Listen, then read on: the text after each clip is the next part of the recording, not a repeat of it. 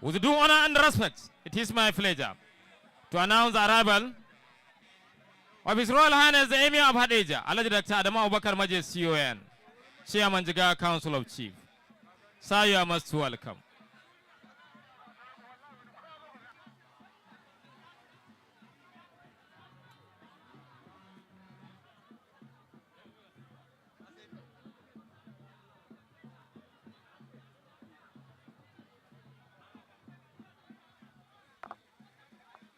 Ayyuka irin na alsheri na mai mataba sarki a fagen ilimi da taimako al'umma da faɗakar da jama'a kan tsare-tsare irin na gwamnati da addu'o'i don yin zaman lafiya. Muna godiya, Allah ƙara wa sarki lafiya, Allah ya wa sarki jagora.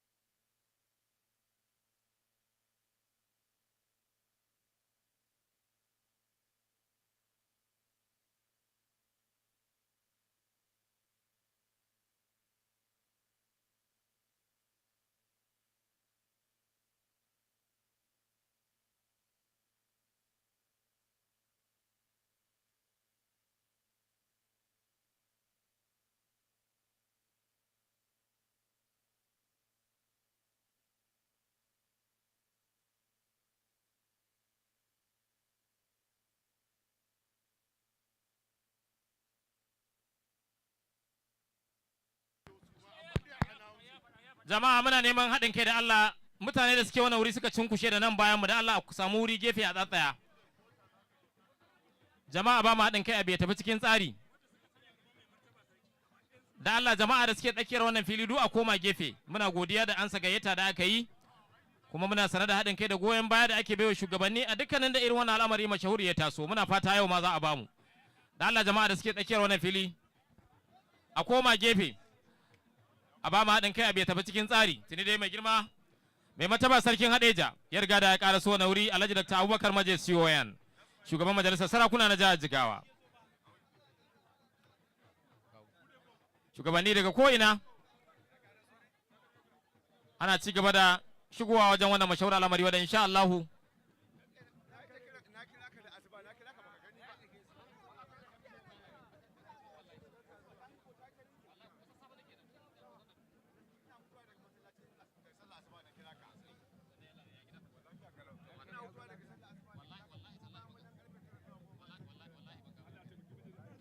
announcing the arrival of the Chief of Staff to His Excellency, distinguished Senator Mustapha Makamai Kiyawa, former Speaker Jigawa State House of Assembly, one-time Commissioner for Local Government Jigawa State, Pioneer Chairman, Kiawa Local Government, four-time Chairman, Kiawa Local Government, one-time Special Advisor to the Senate President, Senator David Mark, on Assembly Matters, one-time Special Advisor to the Senate President, Senator Ahmed Lawal, on Legislations and Appointment, a renowned charismatic politician, a political game changer, Alhaji Mustapha Makamai Kiyawa.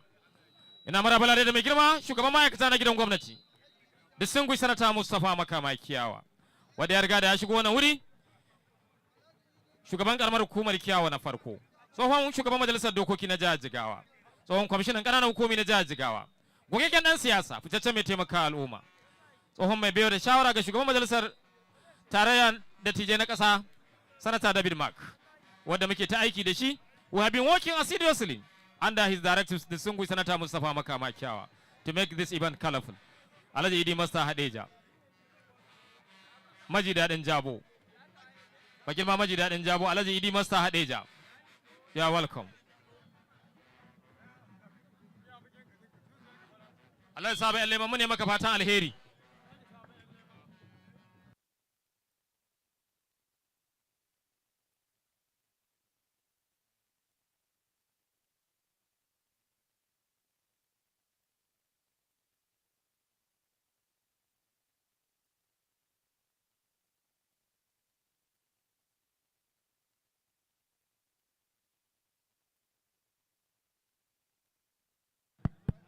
Jama'a da aka cinkushe tsakiyar filin nan da Allah ba mu haɗin kai a koma gefe. Muna godiya da yadda aka ansa gayyata, insha Allah mai girma gwamna da mai girma minista da sauran manya-manyan baƙi na dab da shigowa. On arrival, the honorable ministers, His Excellency will drive straight to the venue in Hadeja with the formal commencement of this monumental event, the flag of the 2023 wheat dry season farming in Hadeja.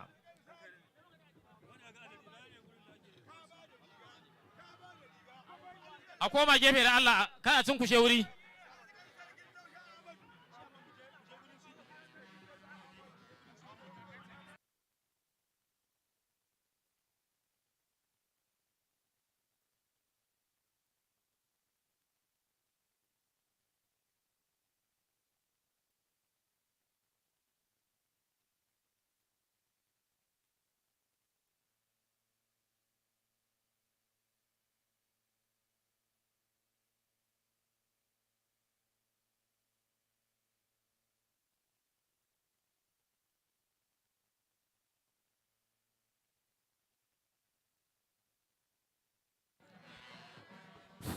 May I once more announce the arrival of the State Commissioner of Police, CP Ahmed Tijan Abdullahi, a gallant police officer, a credible police officer. On assumption on duty in Jigawa State, we experience a reduction of crimes to the barest minimum. So you are most welcome. Bagirma sabon kwamishinan 'yan sanda na jihar Jigawa, CP Ahmed Tijan Abdullahi, gogaggen ma'aikacin 'yan sanda da yake aiki cikin tsari a jihar Jigawa da faɗin tarayyar Najeriya.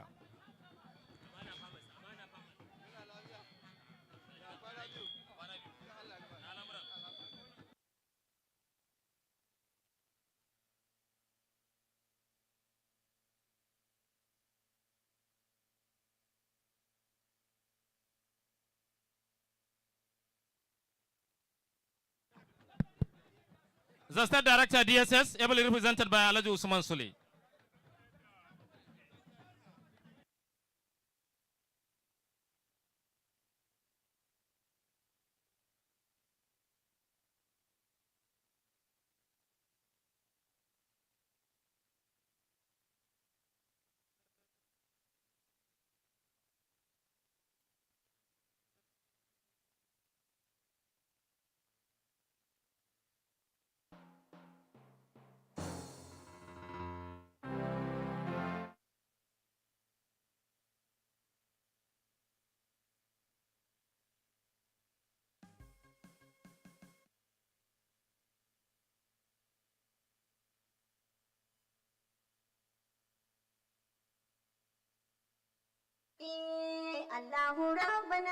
Muna da kira ga jama'a kar a cinkushe mana wuri da Allah.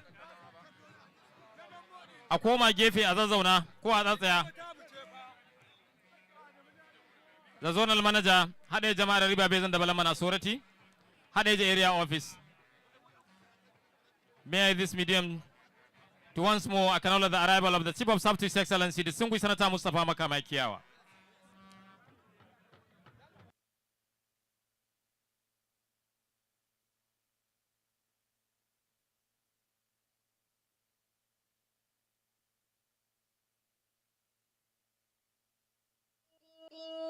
Allahu Rabbana ga malam nan dan wadin agajin ka yake nema.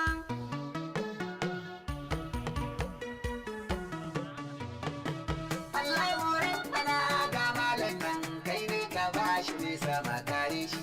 Allahu Rabbana ga malam nan. Allahu Rabbana ga malam nan zai kuskure daidaita shi. Allahu Rabbana ga malam nan. Alhaji Hussaini Sunna Hadeja. SSC His Excellency. Muna godiya ga ɗimbin masoya. We thank you most sincerely for honoring our invitation. But please respect the protocol. We have an established protocol.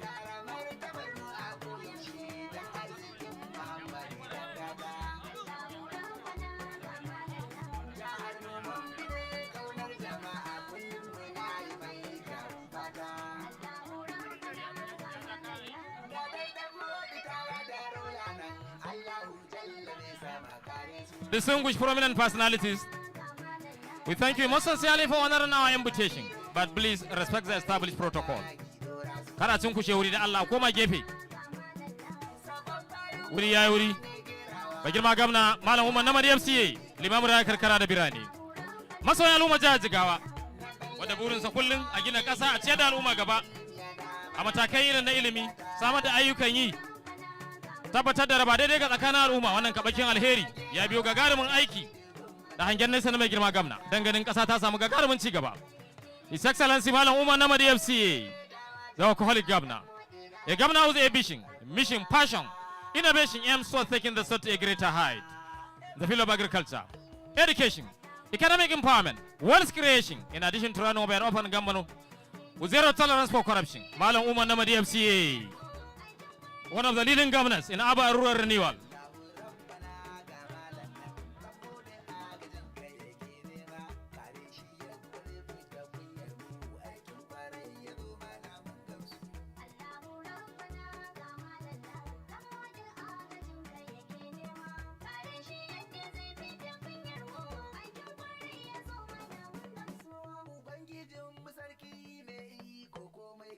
Engineer Ibrahim Adam Keliman, a renowned engineer, a fellow of the Nigerian Society of Engineers, SSA Jirma, Engineer Adam Keliman.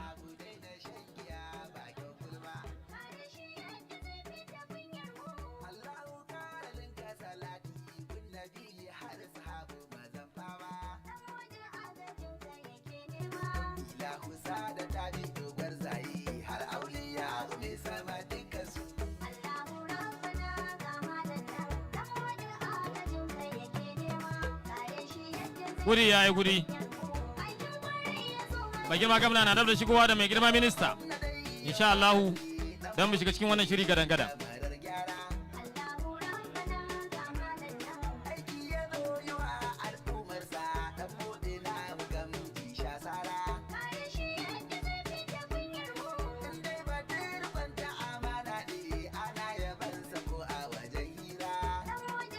SA on Youth Mobilization, Salisu Isa mai famfo mune maka fatan alheri. Jama'a muna da kira muna godiya, kar a cinkushe wuri da Allah. A koma gefe. We thank you most sincerely for honoring our invitation. But respect the established protocol, please. The venue is filled to capacity. Already our royal father, His Royal Highness the Emir of Hadeja, Chairman Jigawa Council of Chiefs, Alhaji Dr. Adamu Abubakar Maje CON, has arrived on the venue.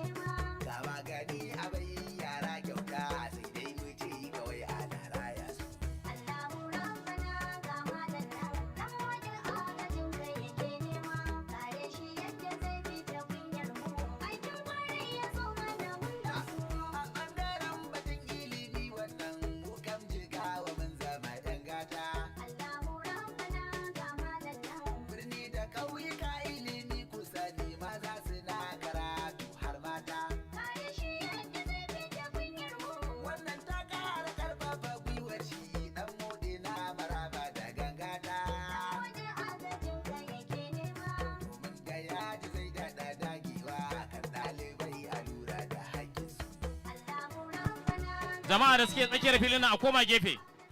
Jami'an tsaro a gyara mana wuri. Mai girma gwamna da mai girma minista na dab da shigowa insha Allahu.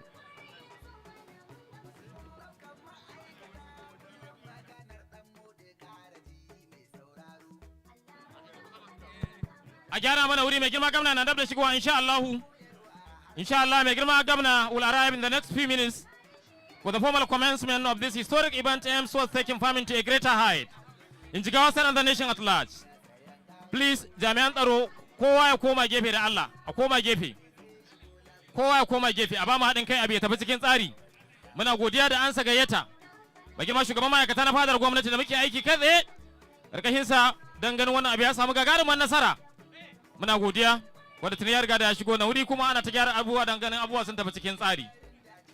The Chief of Staff to the Governor, working assiduously to ensure the success of this colorful event. A UK trained agricultural expert, Alhaji Mohammed Idris Anzomo, a retired farm secretary of the Jigawa State government.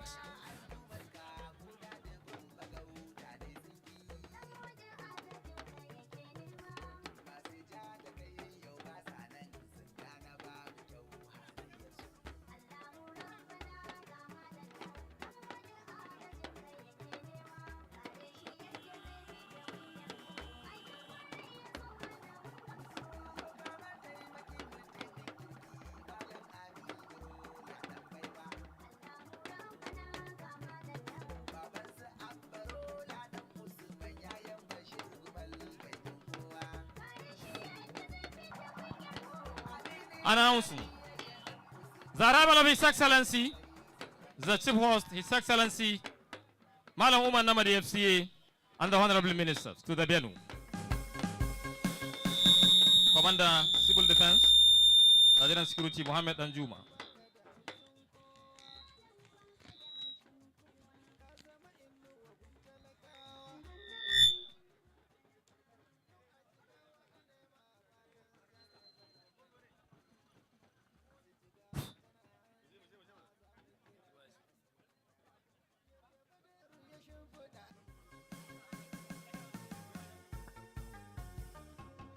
Malam baka da haushin kowa. Malam baka da haushin kowa. Ka zama inuwa gun talakawa. Namadi inuwar talakawa. Yau a Jigawa ana ma fatan zaka zamo mana jirgin tsira.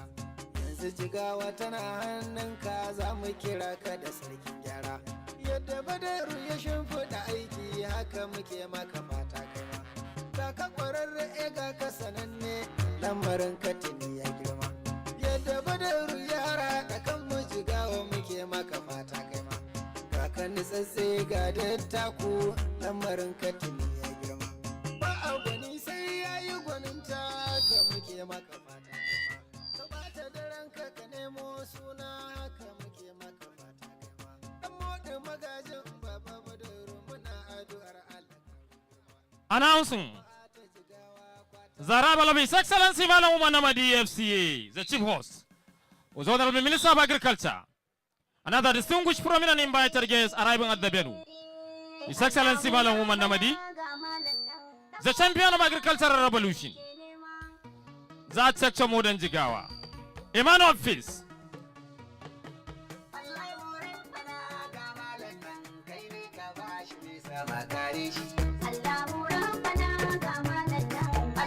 Mai girma gwamna Malam Umar Namadi FCA tuni ya riga da ya karaso na wuri mune masa lalle marhabin. Limamar karkara da birane, masoyan al'umma jihar Jigawa, gwamna abun koyi da ya kawo tsare-tsare irin na cigaba a matakai daban-daban na cigaban jihar Jigawa. Tare da shi akwai mai girma ministan gona da sauran manya-manyan ministoci da jami'an gwamnati wajen kaddamar da wannan mashaura lamari insha Allah.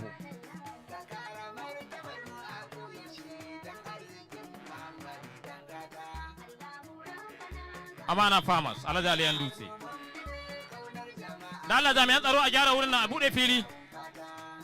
His Excellency Malam Umar Namadi FCA, one of the leading governors in urban and rural renewal, the bridge builder, the champion of international peace, justice and human rights, our pride, indeed the pride of the future generation. The good people of the state, Your Excellency, are proud, happy and contented to associate themselves with your giant strides toward taking the state to a greater height despite the economic challenges in the area of agriculture, economic empowerment, wealth creation, in addition to run over an open and transparent government with zero tolerance for corruption.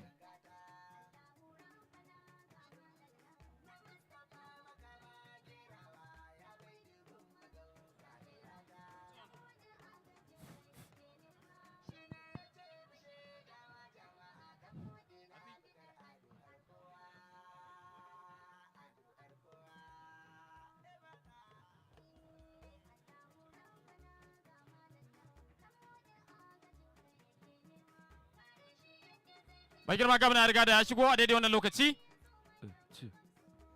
Jama'a da Allah jami'an tsaro a gyara mana wuri. Kowa ya koma gefe. Duk wanda ba wani aiki yake ba jami'an tsaro ya koma gefe. Jama'a ba mu haɗin kai. Dan ganin abu ya tafi cikin tsari.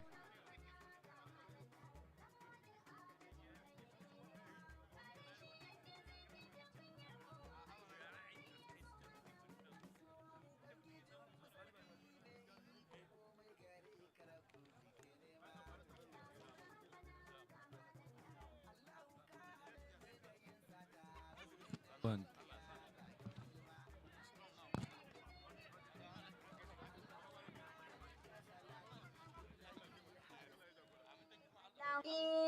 Allahu Rabbana ga malam nan dan wada agajin kai yake nema.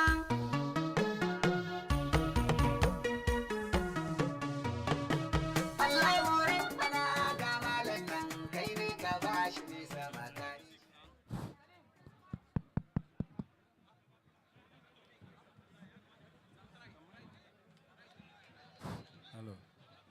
Hello.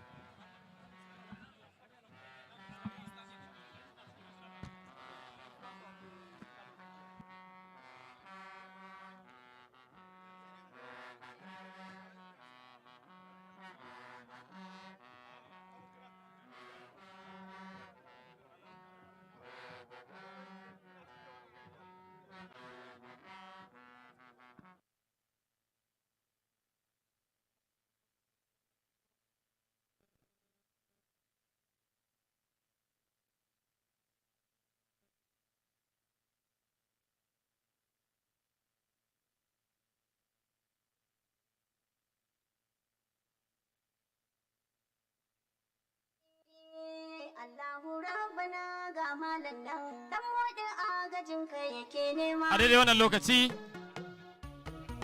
mai girma gwamna ya riga da ya shigo wannan mashahurin fili da za a yi wannan kasaitaccen biki.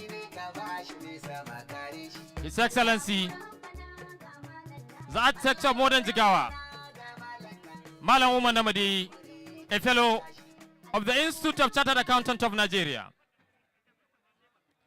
a senior fellow of the Nigerian Institute of Management, pioneer, financial controller, Dangote Group, a former director of the National Insurance Health Insurance Scheme, one of the best brand and brilliant accountant in sub-Saharan Africa, one of the leading economists the nation is watching to produce. Sir, you are most welcome.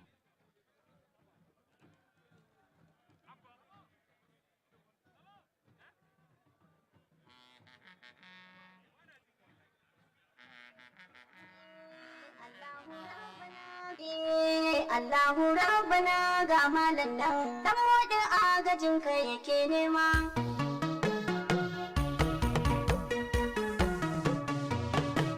Allahu Rabbana ga malam nan kai ne ka bashi bisa makare shi. Allahu Rabbana ga malam nan. Allahu Rabbana ga malam nan in zai kuskure daidaita shi. Allahu Rabbana ga malam nan. Mai girma gwamna ya riga da ya shigo wannan mashahurin fili a daidai wannan lokaci, wadda insha Allah mai girma gwamna ya riga da ya karaso a wannan kasaitaccen biki.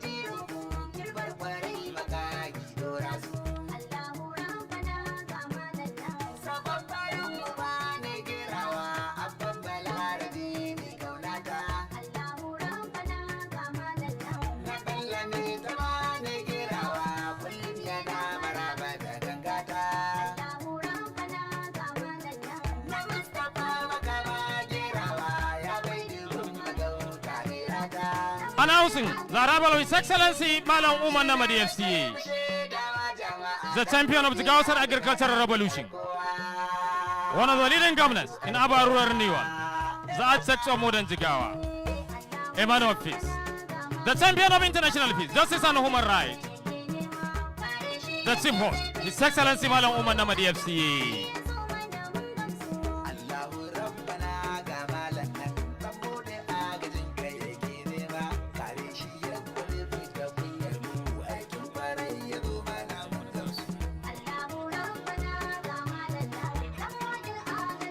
Jama'a da Allah ba da wuri mai girma gwamna ya riga da ya shigo muna godiya.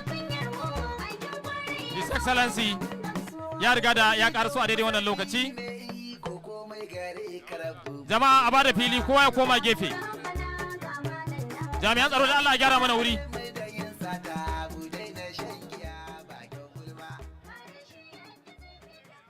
Jami'an tsaro a gyara mana wuri da Allah, 'yan sanda da sauran jami'an tsaro duk wanda ba wani abu yake bai koma gefe.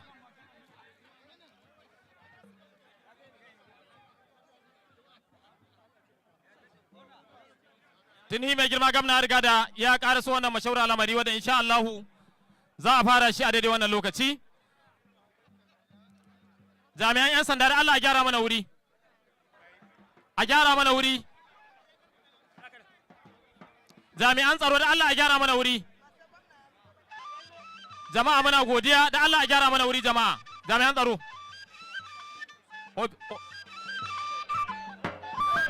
Da Allah jama'a a gyara mana wuri. Kowa ya koma gefe. Jama'a a fitar Allah daga fili kowa ya koma gefe. Please officers da Allah a gyara mana wurin nan.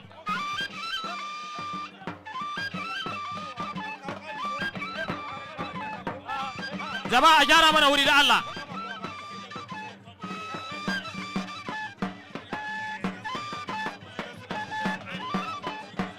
Ku bayo.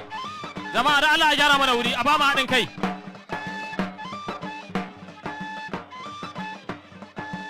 Muna godiya da Allah a gyara wuri jama'a koma gefe. Jami'an tsaro a gyara mana wuri.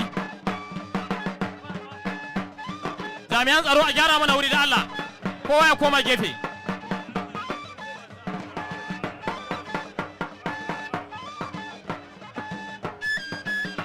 Da Allah kowa ya koma gefe.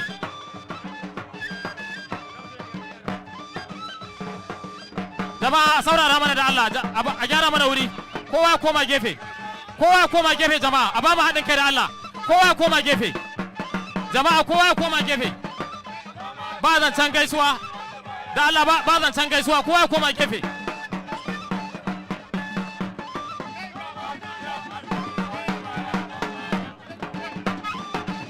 Jama'a kowa ya koma gefe ba magana gaisuwa da Allah. A ba mu haɗin kai abu ya tafi cikin tsari.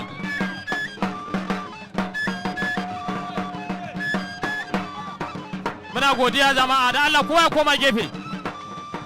No, it's Adamu.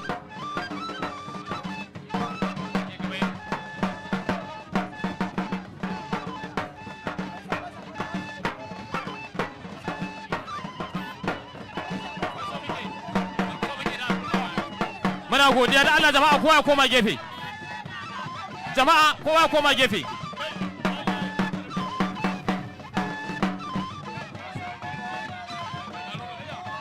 Kowa ya koma gefe da Allah jama'a ba mu haɗin kai. Jama'a kowa ya koma gefe da Allah ba mu haɗin kai. Jama'a muna godiya kowa ya koma gefe. Kowa ya koma gefe da Allah.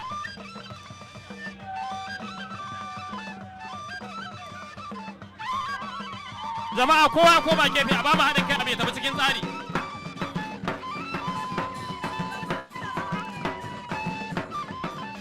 Kowa koma gefe. Muna godiya. Tuni mai girma gamna da sauran manya-manyan bakin musu riga da sun ƙara so wannan wuri. Kuma za mu yi ga cikin tsari gadan-gadan a daidai wannan lokaci insha Allah.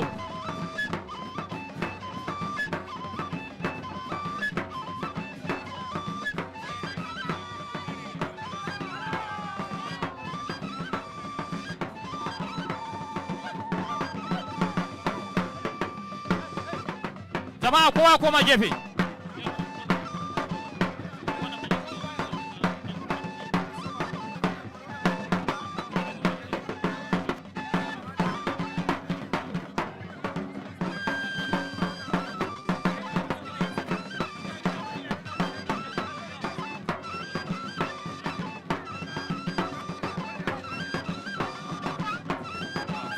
Jama'a da Allah koma gefe.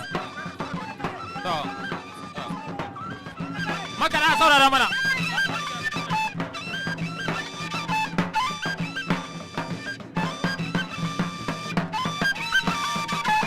Masu kiɗa saurara mana, masu kaɗe-kaɗe za mu ɗau taken Najeriya. Da Allah saurara mana. Please, a saurara mana. Makara saurara mana. A saurara mana da Allah makara. Your Excellency, shall we start on our feet for the national anthem?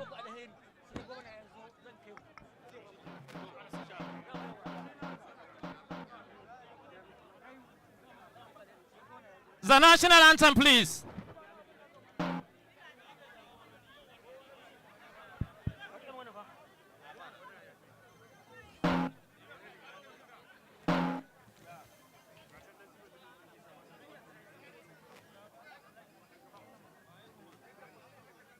The national anthem from the concert, please, DJ.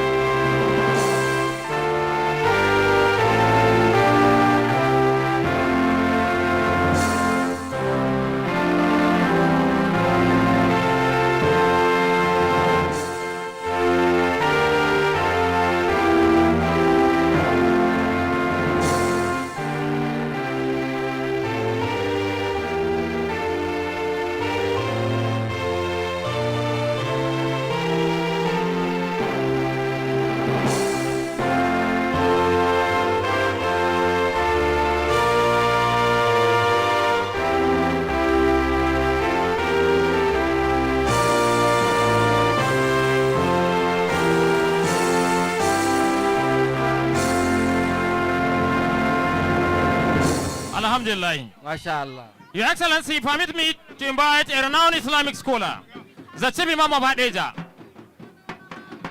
The Chief Imam of Hadeja. Malam Yusuf Abdurrahman. Malam Yusuf Abdurrahman to give us an offering prayer.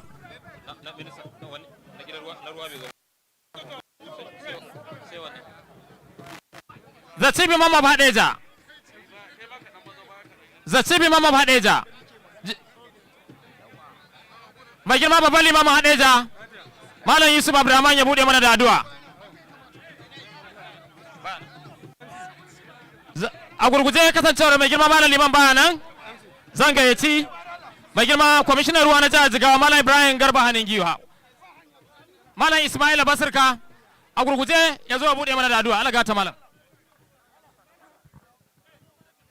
Ayi salati ga Annabi sallallahu alaihi wasallam. Allahumma salli ala Muhammad wa sallam. Allahumma salli ala Muhammad wa sallam.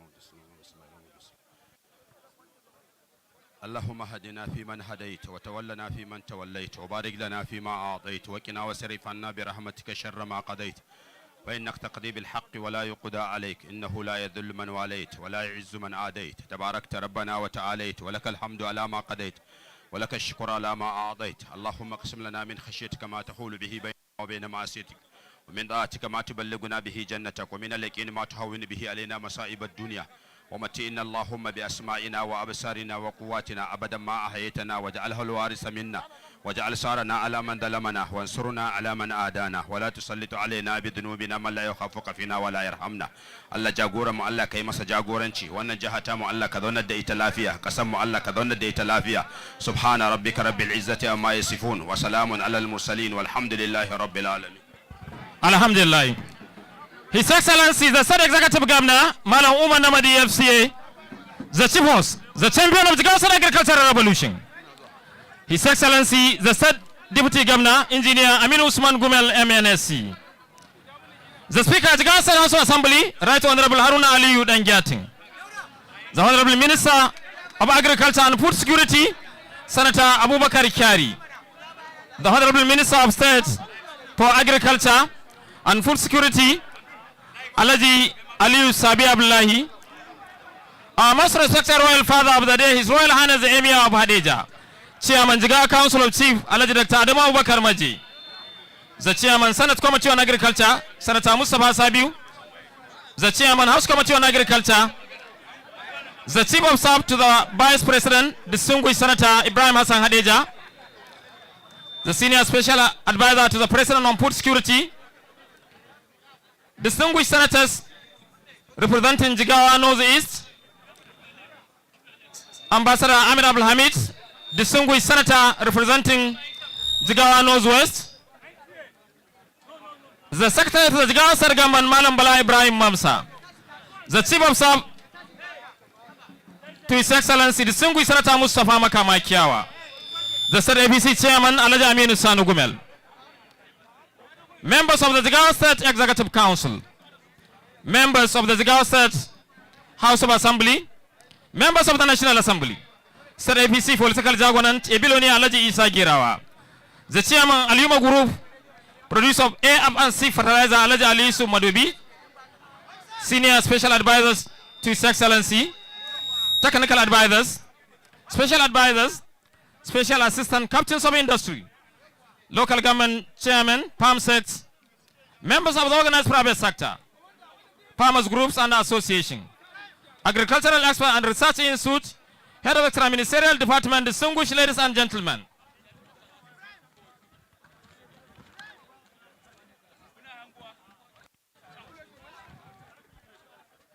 Permit me once more to welcome His Excellency, Malam Umar Namadi FCA, the Architect of Modern Jigawa, and the Honorable Ministers to the Asian City of Hadejia for the formal flag off of the 2023 dry season wheat development projects under the National Agricultural Growth Schemes, aimed to enhance food security, reduce rural urban migration, enhance per capita income, and create a local economy, along with the policy of the federal administration to diversify nation economy from oil to agriculture. It is imperative to salute the giant stride of His Excellency toward the introduction of numerous programs aimed to enhance the development of agriculture in Jigawa State through the provision of tractors, fertilizer at affordable prices, full extension services, in addition to enhancing commercial agriculture at your level. Jigawa State, with a population of over 7 million people, agricultural sector is the greatest employer of farming and the largest contributor to the state gross domestic product. His Excellency Malam Umar Namadi is working assiduously to take the sector to a greater height. Because of their Excellency Study Adul, may I warmly and kindly invite the Honorable Commissioner of Agriculture and Natural Resources, Malam Muntaka Namadi, to come forward and give us a welcome address. The Honorable Commissioner of Agriculture.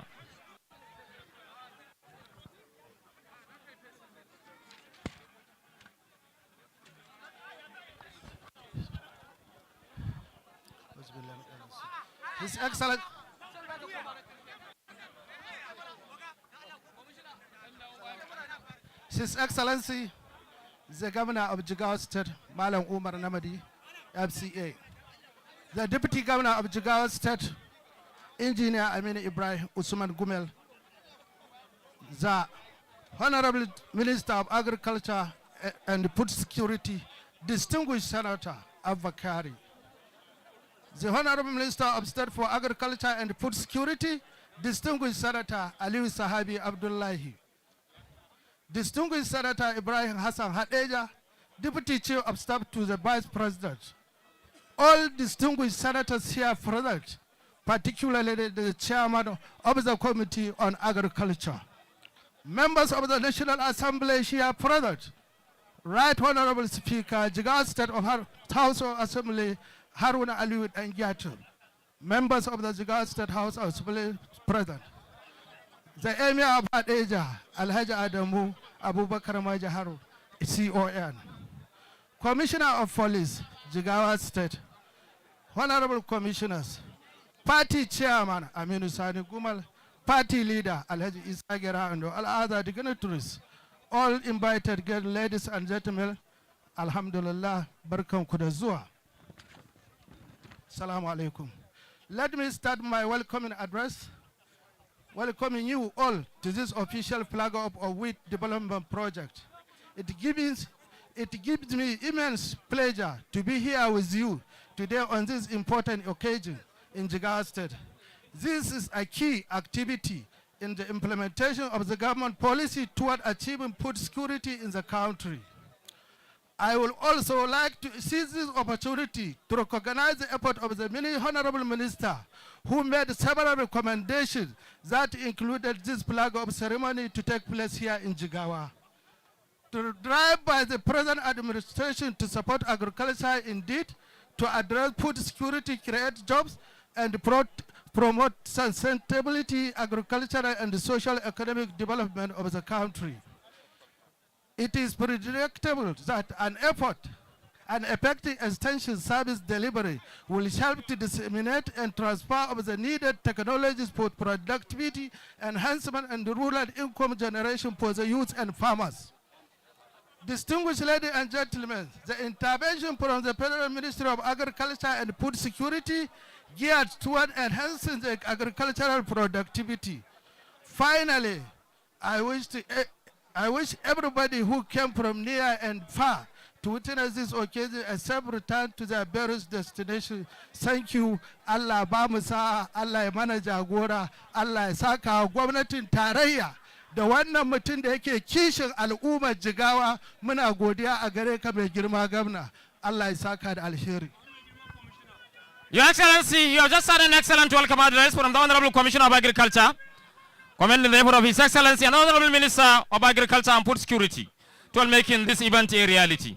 Adding that his ministry works assiduously to ensure the success of this monumental event in line with the policy of His Excellency. Adding that the ministry will work assiduously in line with the policy of His Excellency toward taking the agriculture to a greater height. Bayan mai girma, Kwamishinan aikin gona na jihar Jigawa kenan. Inda ya mika godiya ta musamman ga mai girma gwamna da mai girma minista da sauran manya-manyan baki bisa kaddamar da wannan mashawarar al'amari a wannan rana ta yau da zai bada gagarumar gudunmuwa wajen bunƙasa ayyukan noma da samar da ayyukan yi da hana mazauna karkara kwarara zuwa birane da samar da ayyukan yi a matakai iri daban-daban wanda ya bayyana cewa insha Allah ma'aikatarsa da ma'aikata za su yi aiki tukuru dan ganin wannan abu ya samu gagarumar nasarar da ake bukata na wadata kasa da abinci da samar da ayyukan yi. Mai girma kwamishina ya yi addu'a na koma manya-manyan baki gidajen su lafiya da kuma samun nasarar gagarumar wannan biki a daidai wannan lokaci.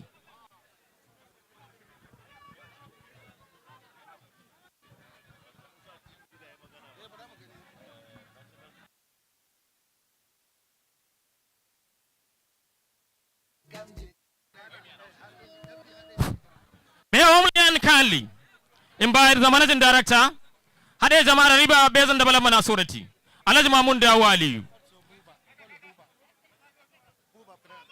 In addition to Buba,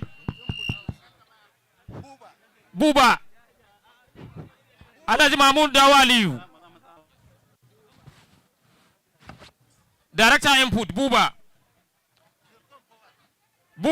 Director Input, please, you'll come forward, please.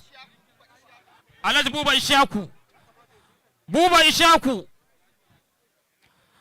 Ishaku, Director Input Security. Buba Ishaku, Alhaji Mamun Dawo Aliyu, MD Hade Jamara Riba Basin. Alhaji Mamun Dawo Aliyu, Managing Director Hade Jamara Riba Basin. Buba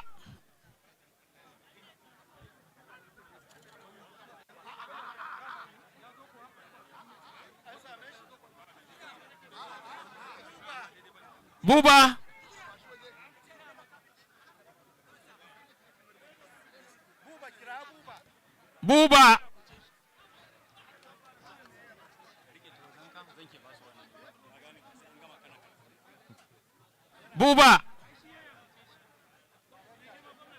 Director Inputs.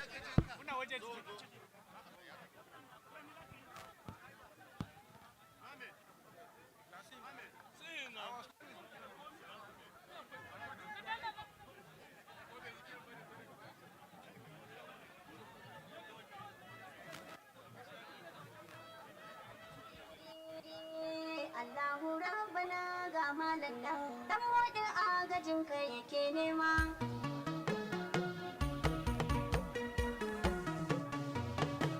Allahu Rabbana ga malam nan kai ne ka bashi ne sama kare shi. Allahu Rabbana ga malam nan. Allahu Rabbana ga malam nan zai kusa.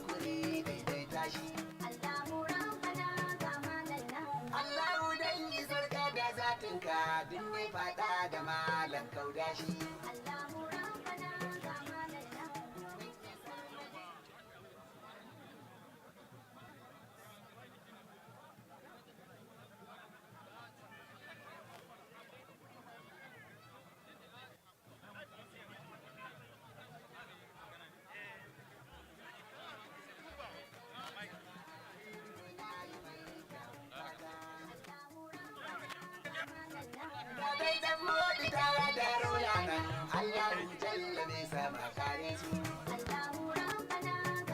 The Honorable Ministers of Agriculture,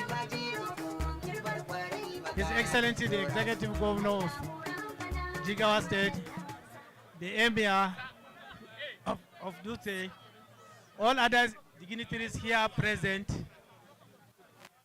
I wish to welcome you to this occasion, marking the commencement of official flag of the Agricultural Growth Scheme and AgroPocket under the 2023-24 dry season. The National Agricultural Growth Scheme and AgroPocket is an intervention program designed to support farmers under the emergency arrangement in order to bridge our national food security. As we are aware, the world and Nigeria are undergoing a lot of crisis occasioned by what transpired in Ukraine and Russia, the insecurity that is going around in the country, and other issues associated with food production in Nigeria. The federal government, with the support of the African Development Bank, sourced a long grant from the African Development Bank in order to bridge the food production supply gap.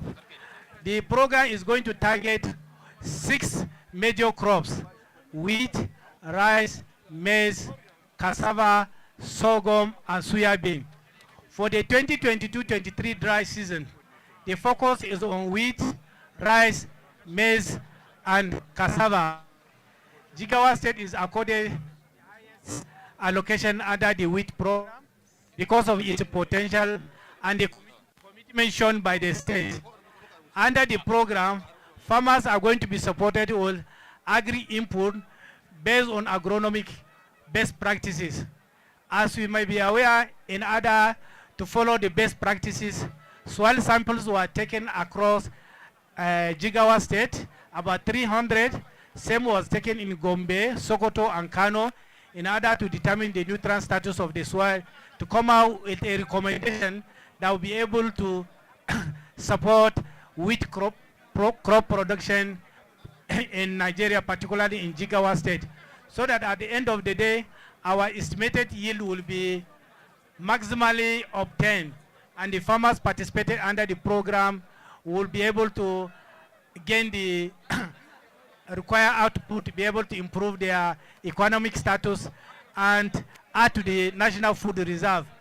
Currently, the flour millers are saying that they have a requirement for about 6 million wheat produce, which they will use for their flour production and other associated products.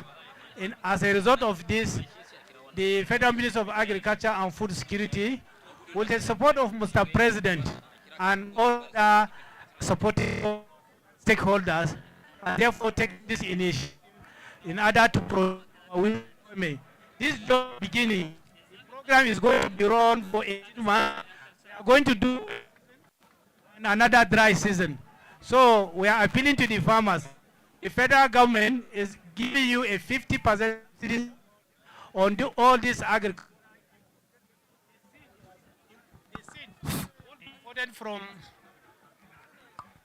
The seed majorly imported from the Republic of Mexico, the certified seed, and locally sourced one will be given to the farmers free, while other import will be given at 50% cost. Our stakeholders are appealing particularly to the farmers. They want your commitment. The government has seen that with you in this program, our food security gap will be bridged, our local demand will be met, the condition of the farmers will be improved, the national economy will be improved, and a lot of multiplier benefit. And we are using ICT in order to provide the input.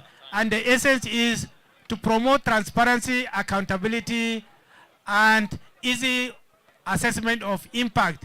To the farmers, I'm asked to tell you that gone are the days where you carry this input and go and resell it. You will be monitored right from field preparation up to harvest. You will be linked up to an off-takers. So please be serious. You'll be seeing a lot of monitoring coming to see what you are doing. So don't collect this input and sit in your house. We want to be seeing you in the field.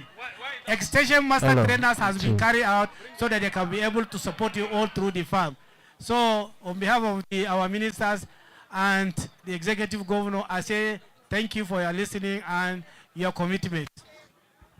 Thank you so much. Ishaku Buba, National Project Coordinator, NAGS, National Agricultural Growth Scheme and AgroPocket Projects. A cikin bayanin nasa ya bayyana bukatar da ke akwai na ganin wanda suka amfana. Sun yi kyakkyawan amfani da wannan kayayyaki. Yana bayyana cewa kar ka karɓi kaya ka koma gidanka. Za su zo suna monitoring kuma suna duba sana hankali da ganin abubuwan da ka bayan kyakkyawan amfani da su. Ya bayyana cewa wannan shiri ne kyakkyawa da gwamnatin tarayya da gwamnatocin jihohi musamman yadda mai girma gwamna ya jajirce aka fito da shi dan ganin al'ummar jihar nan tamu sun amfana a fagen noma musamman noman alkama dan ganin an samu musu ayyukan yi da hana mazauna karkara kwarara zuwa birane da samar da kudaden shiga a matakai daban-daban. Muna godiya a daidai wannan lokaci.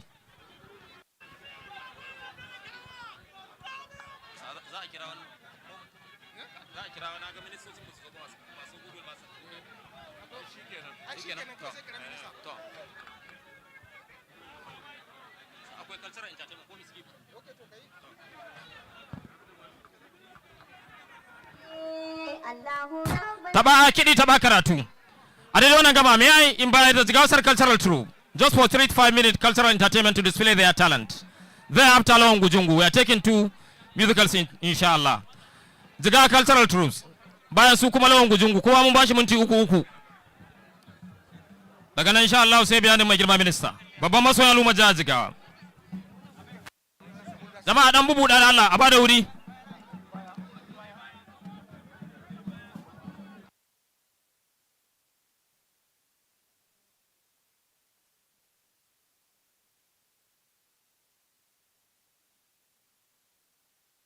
Jama'a dan jajjaba da Allah. A dan jajjaba jama'a.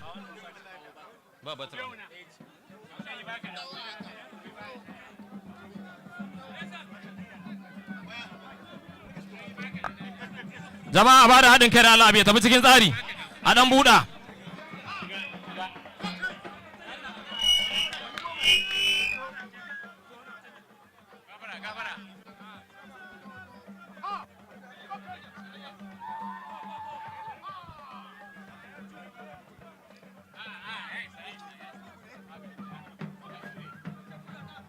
One, two.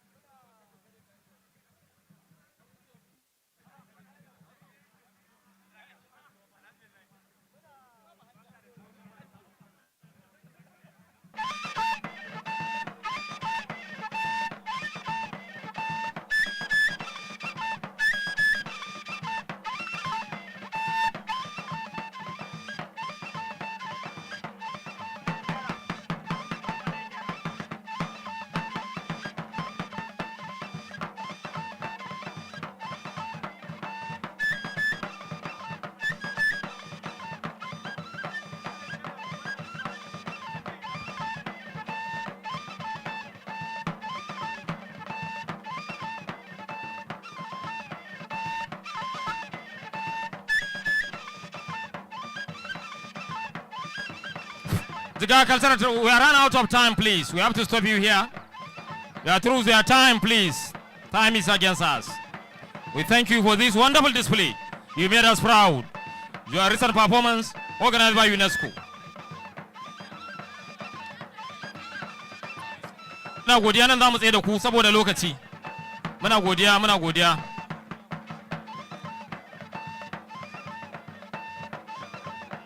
Muna godiya.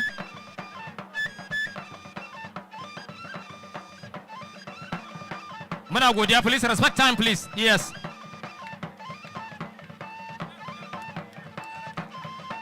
Next is Lawan Gujungu. Lawan Gujungu.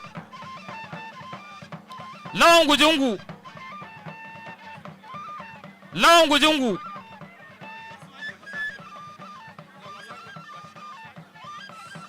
Lawan Gujungu.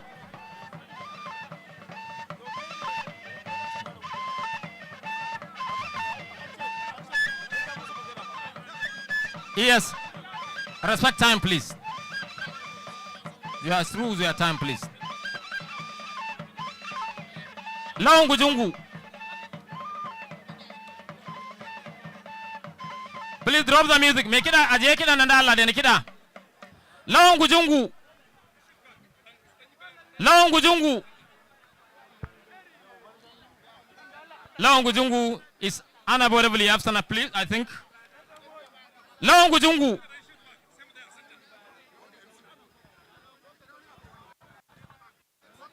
It is my singular honor and privilege to invite the Honorable Minister of Agriculture and Food Security, Senator Abubakar Kyari, a very good friend of the good people of Jigawa State, one of the best brains in the Federal Executive Council. She remained committed, workaholic toward the discharge of his legitimate responsibility toward taking the farming activities to a greater height. Please, a big round of applause for the Honorable Minister, please.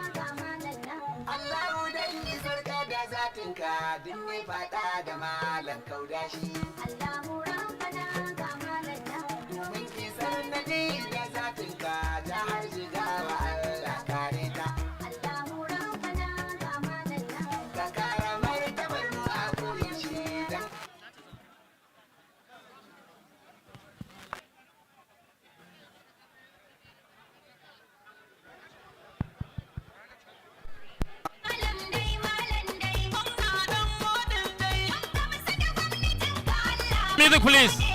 DJ, may I once more invite the Honorable Minister, please.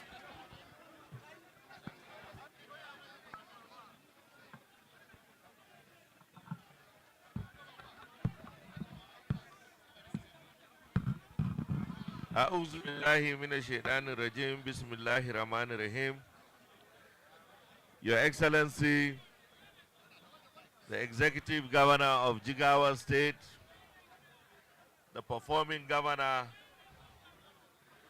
Your Excellency, the Deputy Governor of Jigawa State,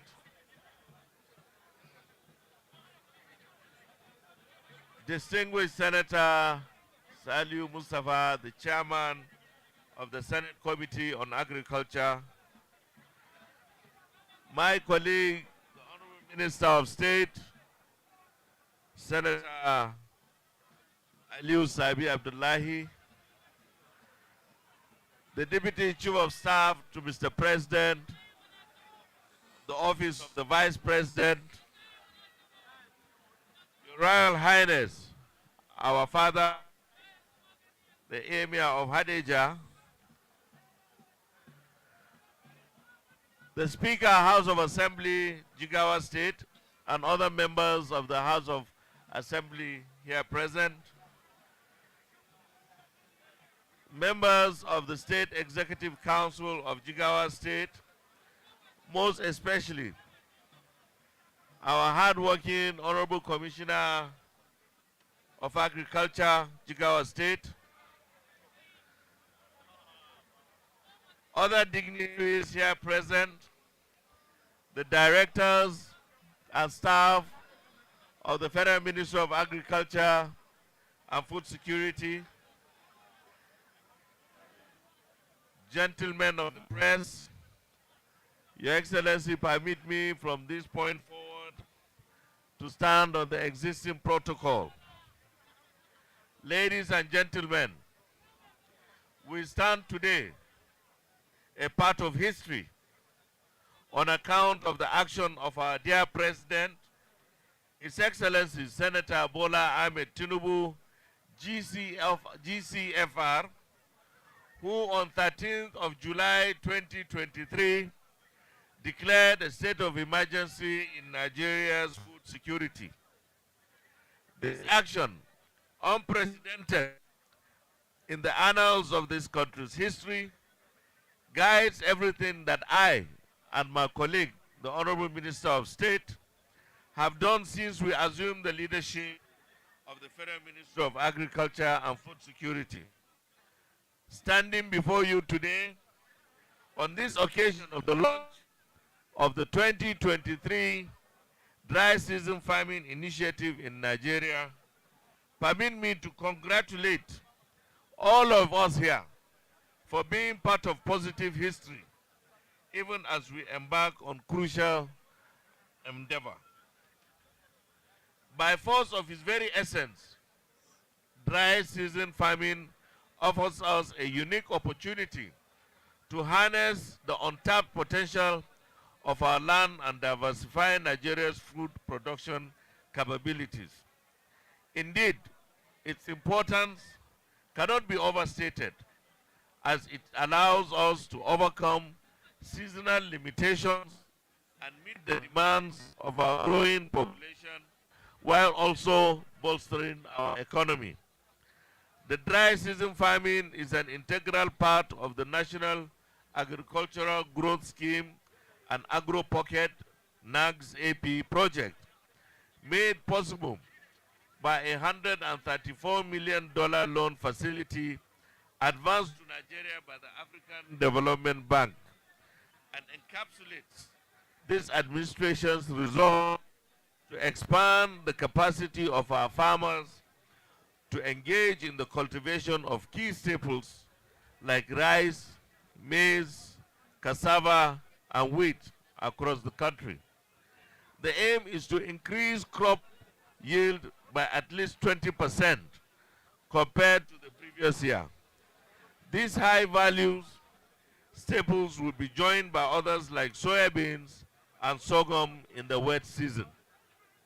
Your Excellencies, ladies and gentlemen, our farmers remain our most prized assets as a nation, given that they produce the bulk of the food consumed in country. As such, His Excellency Mr. President has charged us to ensure that they are adequately supported to increase their productivity. In this regard, we have set ambitious targets. In wheat alone, we aim to support between 100 and 150,000 farmers, with 50% input subsidy to cultivate between 70,000 to 100,000 hectares, and an expected yield of 400 to 500,000 tons of wheat. Other selected staples are earmarked for similar varied support, all aimed at significantly reducing food inflation as well as Nigeria's dependence on foreign import, while increasing domestic consumption. Ultimately, this will promote agricultural self-sufficiency and stimulate economic growth. To achieve our goals, government is committed to ensure that the support does get to the farmer. Accordingly, the program will be technology-enabled, thus guaranteeing transparency and accountability in the provision of subsidy and other support services like extension, insurance, and additional finance. Equally, our farmers are guaranteed access to improved seeds. In this particular instance, I would like to point out that we are deploying heat-tolerant wheat varieties like Bolog 100, Attila, and etc. Furthermore, we will progressively invest in irrigation infrastructure projects to optimize water usage and mitigate the challenges posed by the dry season farming. Undoubtedly, we do not expect a bed of roses and know that our path will be riddled with challenges. Indeed, there have been quite a few already, but we are poised to take them on. We have been innovative in utilizing information and communication technology, ICT, to target already proven irrigated farm clusters, deploy verified farmer data, and map the farmers to agro-dealer redemption centers. And thankfully, we have already gained grounds. Smart e-extension detailing innovative irrigation techniques, promoting water conservation and good agronomy practices are also being mainstreamed. We will invest more in farm infrastructure, all with a view to enabling our farmers maximize their agricultural output and overcome the limitations imposed by the elements. For us, the slogan is farmers first, farmers always. In closing, I implore all stakeholders, from farmers to researchers, private sectors, entities, to civil society organizations, to come together and seize the opportunity presented by this 2023 Dry Season Farmer Initiative. Let us work hand in hand, united in purpose, to usher in a new era of agricultural prosperity and ensure a brighter future for Nigeria. Together, we can transform our challenges into opportunities and pave the way for a sustainable and food-secure nation. Allah ya ba mu sa'a a wannan noman rani. Jama'a, zan dan ƙara da Hausa kaɗan, kuma ƙarin da nake so in yi, ina so in yi ma mai girma gwamna godiya, don tun da muka fara wannan program ɗin babu wani gwamna da wani jiha da ya nuna mana irin kwazo da irin wannan support kamar gwamnan Jigawa da gwamnatin Jigawa. Ranka daidai muna godiya, mai girma sarkin Hadeja muna maka godiya saboda irin wannan goyon baya da kuka yi mana. Kuma insha Allah wannan abin da aka sa a gaba za a gan arzikinsa, kuma Allah ya ba mu shi, Allah ya nuna mana shi. Mun gode, mun gode, mun gode. Mai girma kamna bayani kenan na ministan aikin gona na tarayyar Najeriya, Sanata Abubakar Kyari, wadda a cikin bayaninsa ya bayyana cewa wannan shiri ne da aka kirkiro shi wadda gwamnatin mai girma shugaban kasa President Bola Ahmed Tinubu ta kirkiro musamman ganin an bunƙasa ayyukan noma da samar da abinci da kuma samar da ayyukan yi. Ya ce an yi shirin ne cikin ilimi na ganin jama'a sun amfana da kuma basu tallafi don ganin an samu gagarumar nasara a wadata ƙasa da abinci da kuma shirin na bunƙasa noman alkama. Ya bayyana cewa yana fata jama'a da suka amfana za su yi kyakkyawan amfani da waɗannan dama da suka samu da ganin an bunƙasa ayyukan noma a faɗin tarayyar Najeriya don wadata ƙasa da abinci. Yana mai tada da muhimmancin da ke akwai na ganin dukkanin masu ruwa da tsaki sun shigo kuma sun bada haɗin kai don ganin abubuwa sun samu gagarumar nasara.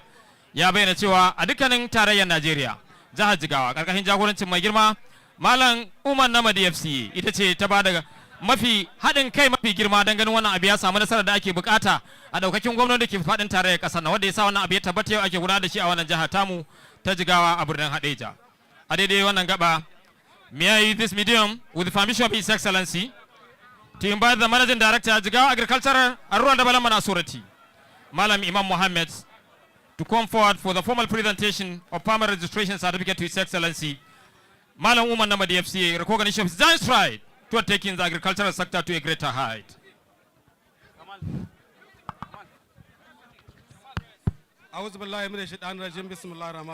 Your Excellency, we are formally presenting you this farmer residence certificate, being one of our farmers in Jigawa State. each and every farmer that is going to participate in this program was to be registered and issued this certificate. So, Your Excellency, I'm happy to hand over this certificate to you.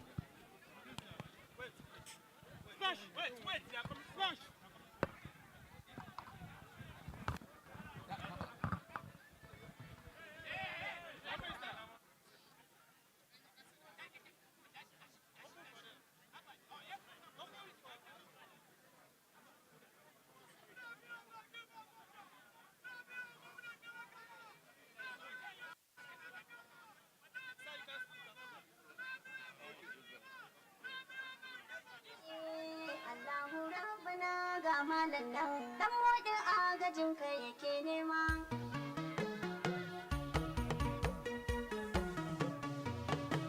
Wallahi wurin bana ga malam nan kai ne ka bashi mai sama kare shi. Wallahi wurin bana ga malam nan in zai kuskure daidaita shi.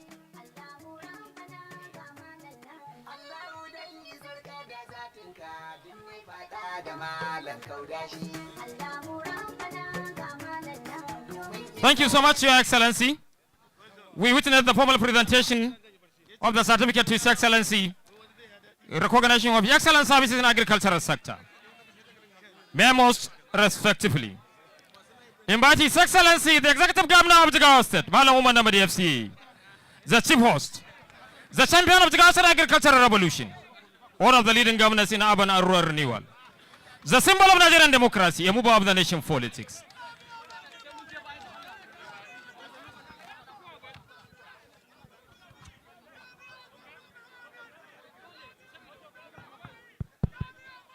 أعوذ بالله من الشيطان الرجيم بسم الله الرحمن الرحيم. Your Excellency, the Deputy Governor of Jigawa State, the Right Honorable Speaker, Jigawa State House of Assembly, distinguished Senator, the Chairman Senate Committee on Agriculture, the Honorable Minister, Federal Minister of Agriculture and Food Security, the Honorable Minister of State, Federal Minister of Agriculture and Food Security, Your Excellency, the Deputy Chief of Staff to the President in the Office of Vice President, Senator Ibrahim Hassan Hadeja, the Directors, Your Royal Highness, the Emir of Hadeja, and the Chairman of Jigawa State Council of Chiefs, the Secretary to the Jigawa State Government, members of the Jigawa State House of Assembly, members of the National Assembly, the Head of Service, the Chief of Staff, members of the Jigawa State Executive Council, technical advisors, special advisors, special assistants, senior special assistants, directors, Federal Ministry of Agriculture, local government chairman, members of the Jigawa State Ministry of Agriculture, distinguished ladies and gentlemen, Assalamu alaikum wa rahmatullahi ta'ala wa barakatuhu. All praises be to Allah, the most gracious and the most merciful, by whose grace we all are gathered here today to witness the flag off of the National Wheat Development Program being supported by the federal government of Nigeria. I am truly delighted by the presence of the Honorable Minister of Agriculture and Food Security and his colleagues, other high-ranking federal government officials in his entourage, as well as other major stakeholders in the national agricultural transformation agenda, including from the organized private sector. The elaborate flag of event, as blessed by the presence of all these dignitaries, underscores the priority attached to the program, which is critical to the attainment of the state and national development objectives of food security, economic diversification, and the empowerment of our citizens. As many of us are aware, the Wheat Development Program is an integral part of the renewed hope agenda of the President Bola Ahmed Tinubu, aimed at accelerating the nation's drive to achieve food security. It also perfectly aligns with the several aspects of our 12-point agenda for Greater Jigawa, particularly as it affects food security, economic diversification, job creation, provision of sustainable means of livelihood for our students, and overall poverty alleviation. Accordingly, both the federal government and the government of Jigawa State have accorded topmost priority to the program, for which all hands would be on deck to ensure its success. Over the years, Jigawa State has successfully pursued an agricultural transformation agenda, which has significantly contributed to our nation's quest for food security and economic diversification. Today, Jigawa State is a leading producer of rice, sesame, hibiscus, among many other crops. One of the resolutions under our 12-point agenda is to ensure a full exploitation of Jigawa State agricultural potentials through all year-round production by bringing more of our Padama lands under cultivation, gradual expansion of our irrigation facilities, and mobilizing our teeming youth into agriculture and its entire value chain. I am happy to mention that the mantra of farming is a business pursued over the years has worked well for us, where more and more people have embraced farming beyond the subsistence level. The Wheat Development Program, in partnership with the federal government, is in line with our resolve to sustain progress and build on a previous achievement of the agricultural transformation agenda. It is in line with our objective to sustainably improve the socio-economic well-being of our citizens. I am also truly delighted by the choice of Jigawa State as the primary focal state for the Wheat Development Program. It is a common knowledge that Jigawa State is the heart of wheat production in Nigeria, with the potential to provide over 200,000 hectares for wheat production. In particular, the rich expanse Hadeja Valley is also well known for its rich alluvial, sandy, loamy, and clay soils, susceptible to all season and all crop farming, particularly wheat and rice. It is not surprising, therefore, when 40% of the land to be put under cultivation in this year's federal government-supported pilot wheat development programs comes to Jigawa State. That is 40,000 hectares out of the 100,000 hectares targeted. Honorable Minister, let me, on behalf of the people of Jigawa State and on behalf of thousands of farmers that will participate in the wheat program that comes from all over Nigeria, express our sincere gratitude and appreciation to the federal government, not just for the choice of Jigawa State and the extent of the project coverage, but most especially for the package support to be provided to the farmers to ensure the success of the project, inshallah. The full package comprises of a proper mix of fertilizer, inorganic liquid urea, organic fertilizer fortified with booster and growth enhancer, certified wheat seed and herbicides. It is expected that the capacity of over 42,000 farmers will be significantly expanded through their participation in this program. Each of these farmers will be provided with input subsidy support granted by the federal government, equivalent to 50% of the estimated cost of the package input requirement, amounting to about 361,000 naira per hectare. While each farmer is expected to pay only 12.5% of the total cost of the input package, equivalent to 42,125 per hectare at a point of input collection, the balance of 135,375 will be recovered after harvest.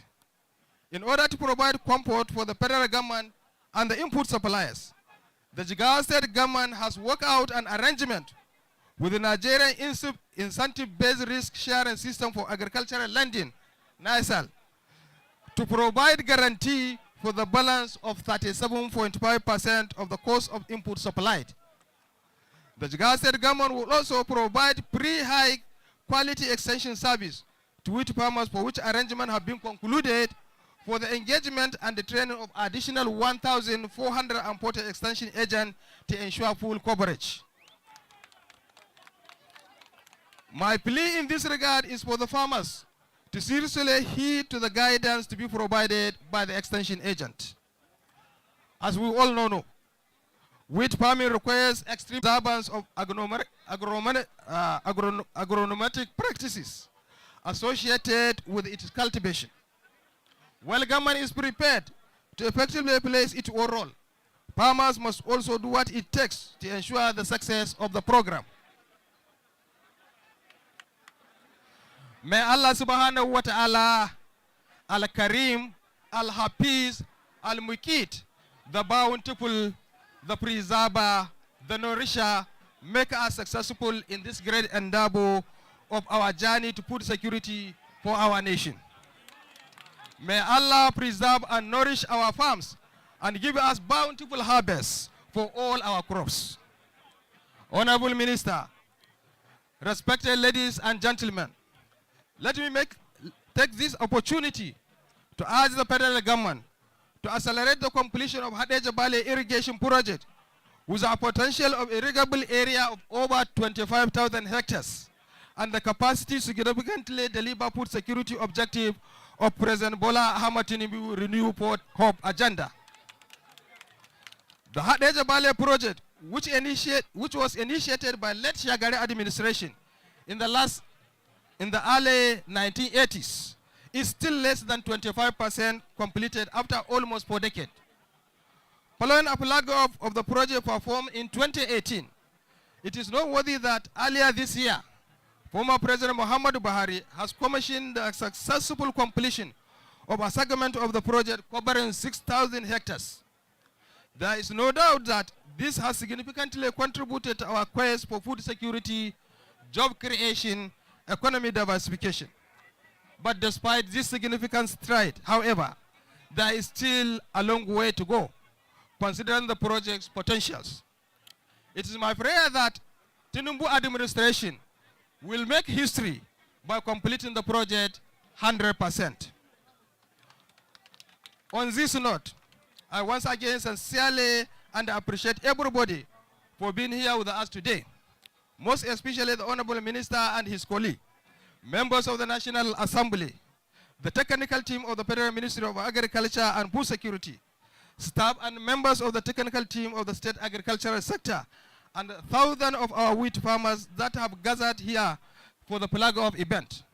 I thank you most sincerely for your time and attention.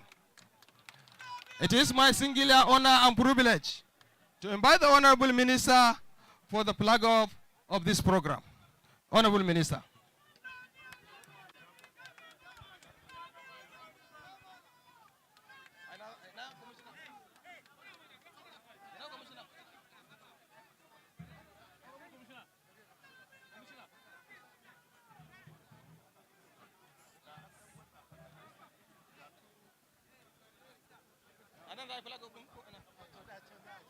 Aje wajen tractor din wajen shuka ba to shi kenan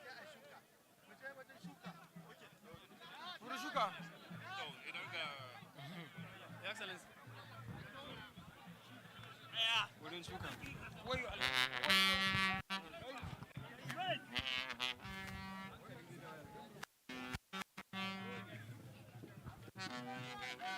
Allah ya taimaka mai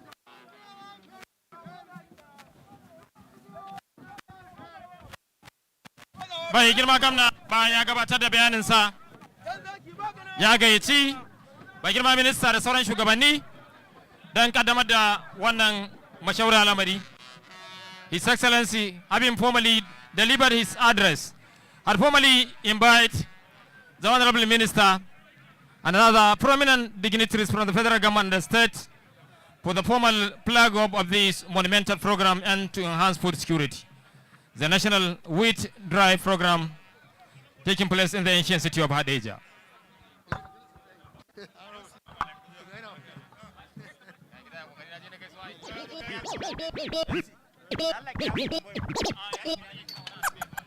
Mai girma gamna ya jagoranci tawagar ministoci don kadama da wannan shiri. Cikin manya-manyan shugabanni akwai da suka zo su. Alhaji Sa'adu Taura dan majalisar wakilai mai wakiltar ringim da Taura. Sakon fatan alheri daga Honorable Makki Abubakar yan Leman wanda yake aiki a ƙasar Switzerland. An apology from Makki Abubakar yan Leman, who is on special assignment at Switzerland.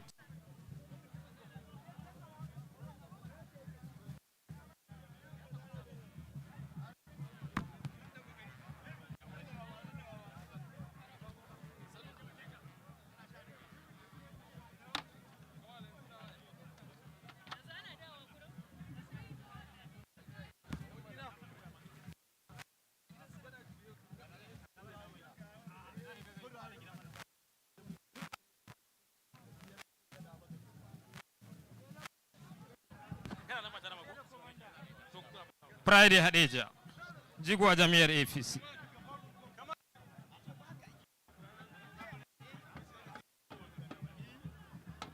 Mai girma gamna cikin farin ciki da annashuwa da shi da mai girma minista. Wannan aiki mai tarin alfanu. Wata babbar magana da mai girma gamna ya yi ne roƙo a kammala aikin na Hadeja Bali, wanda zai bada gagarumar gudunmuwa wajen bunƙasa noma a wannan jiha tamu. Ya shi kogin Hadeja. Mai girma Allah Sani Isa Gumel, mukaddashin shugaban majalisa na jiha, da mai girma kwamishinan ƙananan hukumi na jiha Alhaji Amir Garba MK, mai girma shugaban karamar hukuma da shugabanni daga ko'ina, muna godiya. Yau rana ce ta murna, an kawo alheri, kabakin alheri na miliyon naira. Biloniya jirgi Alhaji Isa Gerawa.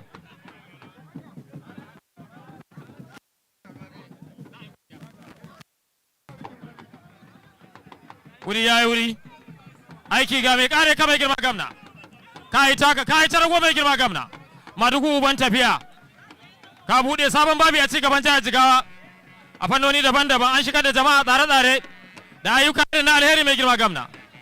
Jama'a na alfahari na yin addu'a da samun gagarumin nasara da jagoranci na Allah akan ayyukan ka na alheri. Limamin rakara da birane, masoyi na hakika mai girma gamna. Al'umma jihar Jigawa na alfahari, na godiya, na yin addu'o'i dan ganin ci gaba da aka samu a jihar Jigawa ƙarƙashin jagoranci mai girma gamna. The good people of the state are proud to associate themselves with His Excellency for his excellent administration in piloting the state to a greater height. The good people of the state remain resilient and committed to support your program. An apology from Makki Abubakar yan Leman, who is away to Switzerland. Allah Sa'adu Taura, dan majalisar wakilai mai wakiltar karamar hukumar Taura da Ringin. Ina ya ganin Alhaji Yakubu na Kudu. Alhaji Amir Garba MK, the Honorable Commissioner for Local Government, a resilient politician. Yau ga ma birnin Hadeja, garin da tarihi ba zai manta da shi ba wajen cigaban tarayyar Najeriya. Jama'a muna godiya. A ba da wuri.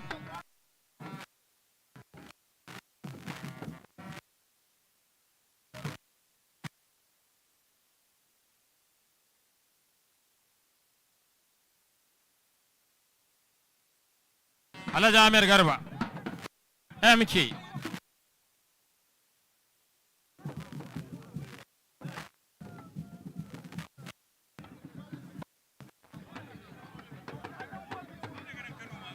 Today mark yet another significant milestone. His Excellency Agricultural Drive. Through the introduction of numerous program, the formal launching of wheat dry season farming in Hadeja selected Zabianu Jigawa State among the 36 states due to His Excellency laudable effort to make the project successful, as pointed out by the Honorable Minister.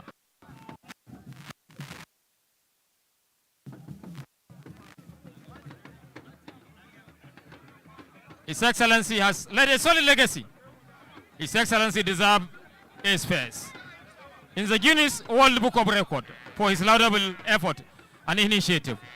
The Guinness Book of Records His Excellency deserves a place.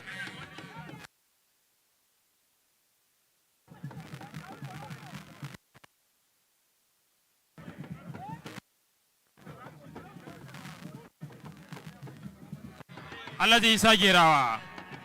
Jirgi. A billionaire.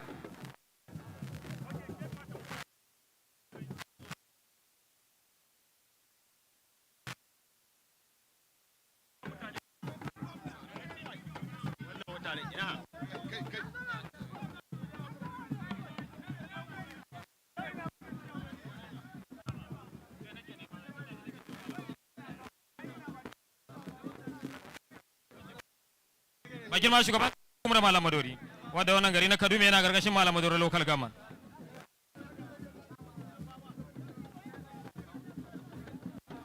Alhaji Hussein Umar BK. Mai girma gamna muna godiya. An gyara ƙasa. An shimfiɗa ayyuka irin na alheri. A watanni da jihar Jigawa ta zama abun koyi. Da aiki na alheri ya ce a tafi Jigawa a gano. Yau gahi Najeriya ce ta taru. A wannan tsari na noma da ake yi a birnin Hadeja. Mai girma gamna Allah ya ma jagora. Babban wani mashaura lamari da kira da mai girma gamna yi na yashe kogin maratsar Hadeja Bali. Wanda zai bada gagarumar gudunmuwa. Wanda mun zo wannan fadama da mai girma tsohon shugaban kasa Muhammadu Buhari ya bayar dan kaddamar da shirin nan na World Bank Trimming Project. Wato shirin nan da ya galfin over 10 billion naira dan yashe maratsar ruwa ta kogin Hadeja.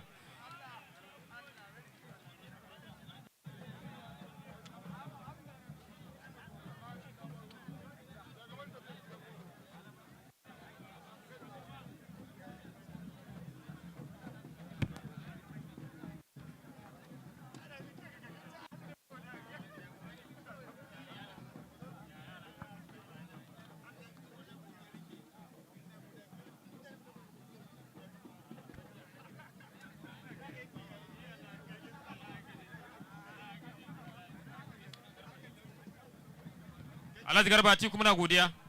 Masoyin mai girma gamna. Ba girma minista ayyuka irin na alheri da ake shimfiɗa mana a jihar Jigawa. Wanda ko da a kwanakin baya da mai girma minista ya zo ya duba waɗannan wurare, ya zo wannan gari na Hadeja da sauran wurare, ya duba inda za a wannan aiki na biliyoyin naira. We thank you most sincerely, the Honorable Minister. A sincere and reliable friend to the good people of Jigawa State in the current ongoing agricultural revolution. Under the credible leadership of His Excellency Malam Umar Namadi FCA, which made the a reference model among its contemporaries.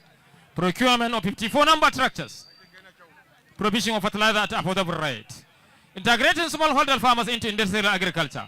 His Excellency Ambassador Ali Magashi, Nigerian Ambassador to South Korea, international aviation consultant, a renowned aviation pilot, a renowned KLM Airbus pilot. Allah Ali Magashi mune maka fatan alheri. Da fatan an shigo lafiya.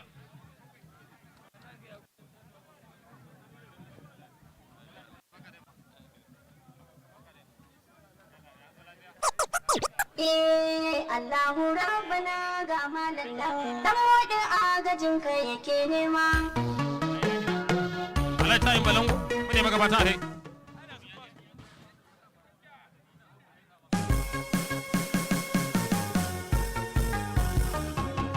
Malam baka da haushin kowa. Malam baka da haushin kowa. Ka zama inuwa talakawa.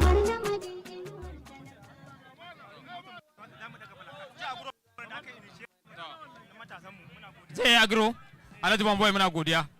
Godiya ya wuri Bomboy. Commander, Bomboy. Muna godiya Bomboy. Malam baka da haushin kowa. Malam baka da haushin kowa. His Excellency. Ka zama inuwa talakawa. Mai girma, Kwamishinan Lafiya na jiha. Muna godiya Dr. Muhammad Abdullahi Kainuwa, a renowned medical practitioner, retired pharmacist. Alhaji Ibrahim Kwatalu, masoyin mai girma gamna. His Excellency had formerly lead the program launch. Now, yanzu za mu ɗau taken aje insha Allah bayanin godiya Alhaji Balatiyo Hadeja. Golden chair. Muna da mataba sarki.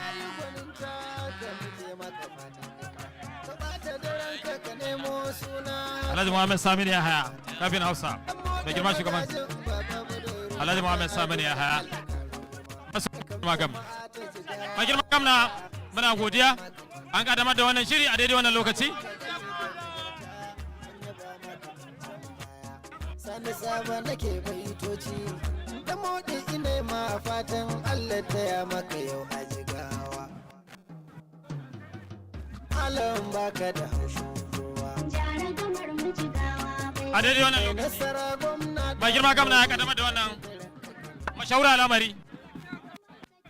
Fatan Allah ya yi jagora mai girma gamna. Ya riko da hannunka ayyuka na alheri da kake shimfiɗa mana a jihar Jigawa.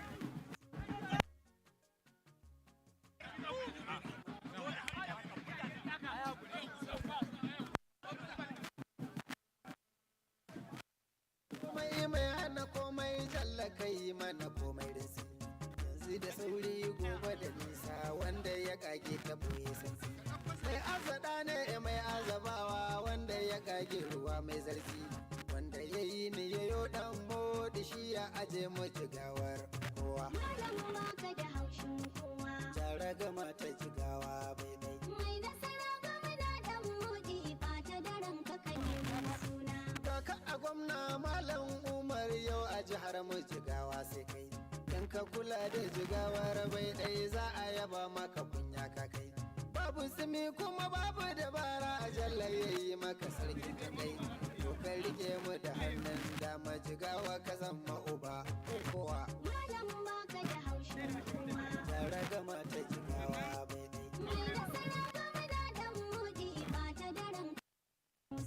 ka ɓata daren ka nemo suna don a yaba maka ranar kewa kana irin haka shi zai rana ran da muka yi isa filin saiwa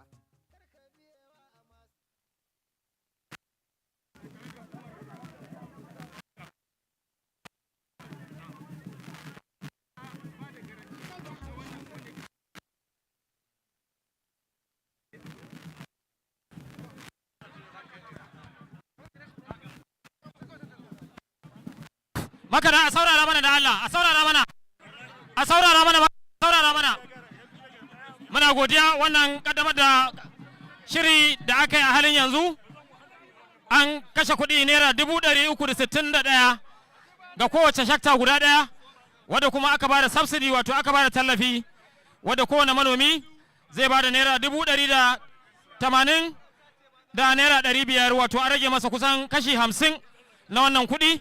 Kuma a yanzu manomi zai bada naira 42,125 sai ya kammala aikinsa ne insha Allahu zai bada naira 135 wadda kuma gwamnatin jihar Jigawa karkashin jagorancin mai girma gamna ta tattauna da hukumar lura da irin nasal wato hukumar da ke lura da yadda ake kula da hatsarika na noma in an samu wani annoba cewa za a yi kyakkyawan tsari na ganin an taimaki manoma.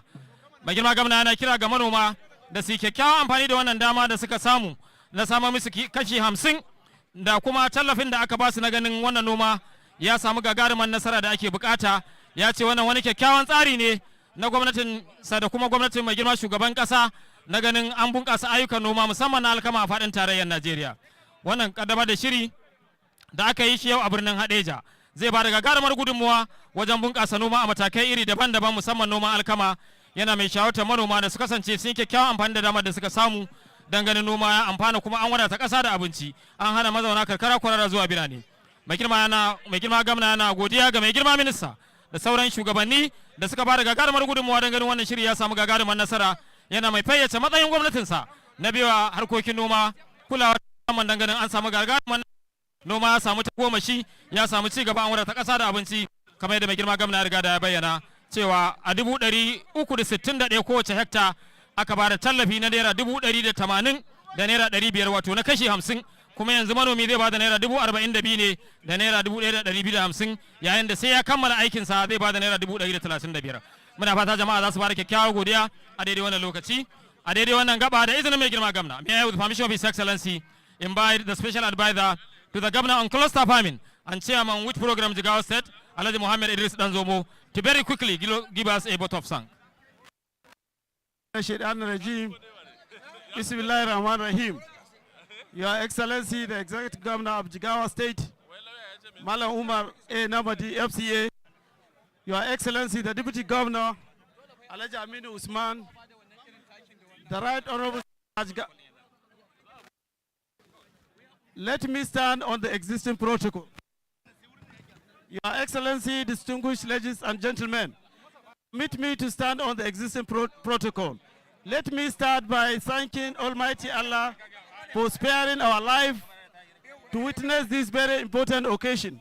At this time, I would like to express our depths of gratitude to His Excellency, the Executive Governor of Jigawa State, Malam Umar A. Namadi FCA, for his unflinching support to the State Cluster Farming and Cluster Committee, and indeed His Excellency's support to the agricultural transformation of Jigawa State. Your Excellency, distinguished gentlemen, permit me on behalf of the government and the people of Jigawa State to express our profound gratitude to the Honorable Minister of Agriculture, Senator Abakari, for his support and consideration. Our memories will ever remain green for your last visit to Jigawa State. Indeed, your selection for Jigawa State to host this very important occasion. Honorable Minister of State for Agriculture, we say a big thank you to you for finding time to attend this very important occasion. I also add, we appreciate the presence of distinguished Senator Alhaji Ibrahim Hassan and all members of the House of Representatives who are with us today. With your tight schedules, yet you still manage to be with us. We thank you and we indeed remain grateful. The people that we cannot forget are the directors of the Federal Ministry of Agriculture. The directors of the Federal Ministry of Agriculture. The people that we cannot forget are the directors of the Federal Ministry of Agriculture and the management of NASAL, whom we have been engaging with them in order to ensure the success and bringing this project in Jigawa State. We quite appreciate you. Members of the press, agro dealers, our farmers, and all friends of Jigawa State, we are today grateful for all of you being here. Finally, Your Excellency, distinguished ladies and gentlemen, I wish all those who came from far and near to witness this very important occasion safe trip to your respective destination. Thank you, and may Allah bless us all. Thank you.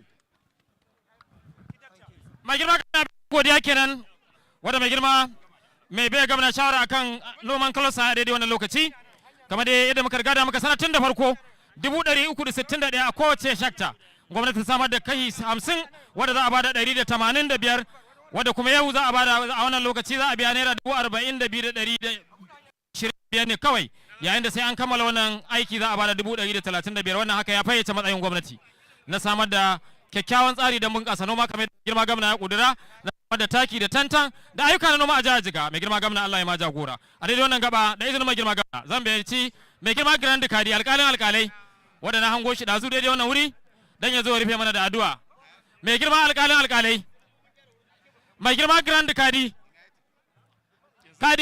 Muhammad Sani Salihu Honorable Kadi Muhammad Sani Salihu. I think Grand Kadi is unavoidably absent. May I invite Malam Alarama Kabir Kaugama very quickly to give us a closing prayer. Salati ga Annabi Muhammad sallallahu alaihi wasallam. Yi tawassali ga Fatiha gaba daya bukatun Allah biya mana Allah kai shi gida lafiya Allah samu gidan Allah zaunar da mu lafiya zaunar da kasar mu lafiya alhamdulillahi rabbil alamin arrahmanir rahim maliki yawmiddin iyyaka na'budu wa iyyaka nasta'in ihdinas siratal mustaqim siratal ladzina an'amta alaihim ghayril maghdubi alaihim waladdallin bismillahir rahmanir rahim alhamdulillah. Mai girma gwamna taken Nigeria. Please the national anthem from the council please. DJ.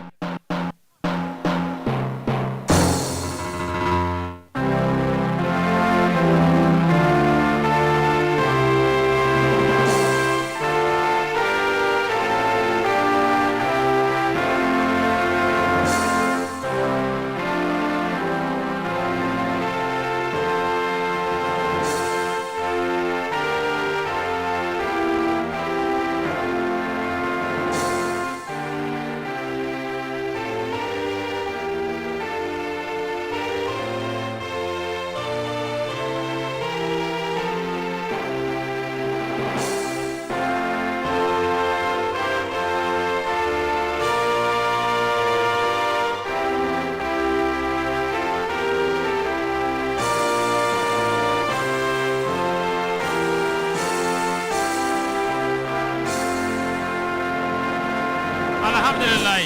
Allah kai mai girma gwamna da mai girma minista da sauran manyan baki gidajen su lafiya. Muna godiya. Fatan Allah ya mana jagora.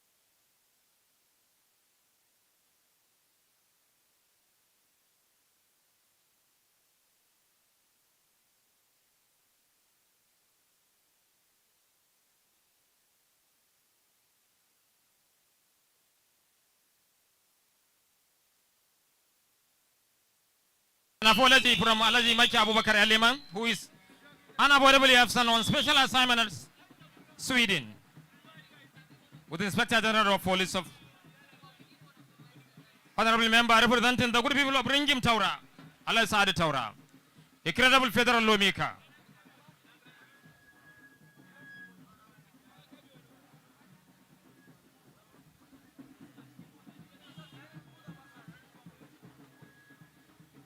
Other distinguished professionals in our mix, departing